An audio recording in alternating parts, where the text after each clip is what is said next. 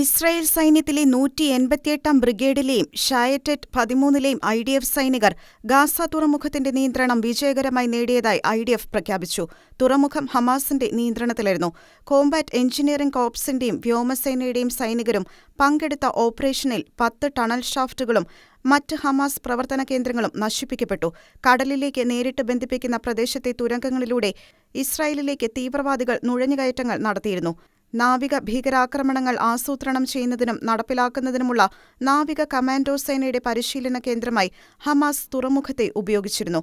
തുറമുഖത്തിന്റെ മറവിൽ സിവിലിയൻ കപ്പലുകളും പോലീസ് കപ്പലുകളും ഹമാസ് ഈ പ്രദേശത്ത് പരിശീലനത്തിനും ഭീകരാക്രമണങ്ങൾ നടത്തുന്നതിനുമായി ഉപയോഗിച്ചിരുന്നു. കടൽ വഴിയുള്ള നുഴഞ്ഞുകയറ്റം ഒക്ടോബർ 7-ന് ഹമാസിന്റെ ആക്രമണത്തിന്റെ ഭാഗമായിരുന്നു. തുടർന്നുള്ള ആഴ്ചകളിൽ ഹമാസ് ഭീകരർ സിക്കിം പട്ടണത്തിൽ തുറമുഖമാർഗം തുഴഞ്ഞുകയറാൻ ശ്രമിച്ചപ്പോൾ ഇസ്രായേൽ സൈന്യം അതിനെ ചെറുത്ത് പരാജയപ്പെടുത്തുകയുണ്ടായി.